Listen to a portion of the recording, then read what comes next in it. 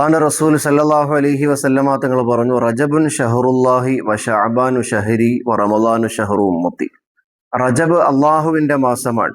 അള്ളാഹു സുബ്ഹാനഹു വ തആല ഈ പ്രപഞ്ചത്തിൽ അധിവസിക്കുന്ന സകലമാന ചരാചരങ്ങൾക്കും പുറത്തു കൊടുക്കാമെന്ന് പ്രഖ്യാപിച്ച മാസമാണ് റജബ്. അതുകൊണ്ട് തന്നെയാണ് റജബ് അള്ളാഹുവിന്റെ മാസം എന്ന് സയ്യിദുനാ റസൂലുള്ളാഹി സ്വല്ലല്ലാഹു അലൈഹി വസല്ലമ തങ്ങൾ നമ്മോട് പറഞ്ഞു തന്നത്. ആ റജബ് മാസം നമ്മിലേക്ക് കടന്നു വന്നു, അത് കഴിഞ്ഞു പോവുകയും ചെയ്തു. ഇപ്പോൾ അൽഹംദുലില്ലാ പരിശുദ്ധമാക്കപ്പെട്ട ശഅബാനിന്റെ പകുതിയിലാണ് നമ്മളുള്ളത്.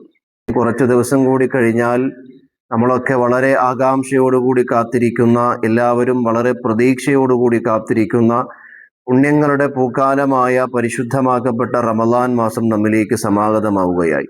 അള്ളാഹു ആ മാസത്തെ നല്ലതുപോലെ സ്വീകരിക്കാൻ, വരവേൽക്കാൻ, ഒരുപാട് അമലുകൾ ചെയ്ത് പടച്ചവനിലേക്ക് അടുക്കാൻ നമുക്കൊക്കെ അള്ളാഹു തൗഫീഖ് നൽകി അനുഗ്രഹിക്കുമാറാവട്ടെ.